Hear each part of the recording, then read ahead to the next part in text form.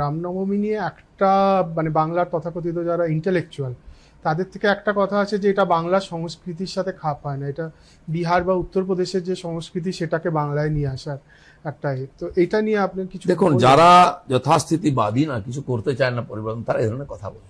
বেশ সুবিধার মধ্যে আছি, করছি, খাচ্ছি, আমার ঝামেলার আমার সুবিধাটা চলে যাবে না তো। পরিবর্তন মানে কার কি হবে কেউ জানে না। এই যে ঝড় আসছে আজকালের মধ্যে, কার চাল চলে যাবে, কার ডাল চলে যাবে, কার বাড়ি চলে যাবে, সকালে উঠে দেখবে যে ভালোই ছিলাম, আজকে কি হলো। যারা বুদ্ধিজীবী বলছেন না, এরা খুব সুবিধাবাদী। আমি বুদ্ধিজীবী বলি না এদেরকে, সবই সুবিধাবাদী। বুদ্ধিজীবী বাংলায় কোথায় আছে? তাদের সারা বিশ্বের সম্মান হতো, তৈরি করা বুদ্ধিজীবী। আর এই তকমা নিয়ে তারা করে খাচ্ছে।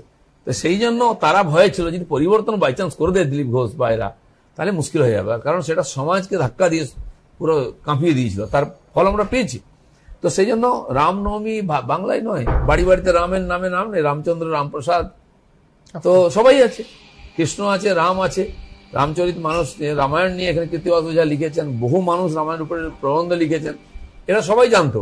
কিন্তু ওটাকে চেপে দেওয়ার তালে ছিল যারা, তারা আজকে খুবই বিপন্ন। আজকে বুদ্ধিজীবী বলে বাংলায় কেউ নাই, লিখিত নাই, অলিখিত নাই। কোনো বুদ্ধিজীবী নামে কেউ টিভি চ্যানেলে আজকাল চর্চা করে না, ওটা গালাগালির পর্যায়ে চলে গেছে। আর সেটা আমি করেছি লোকের সামনে, এদের মুখোশ খুলে দিয়েছি।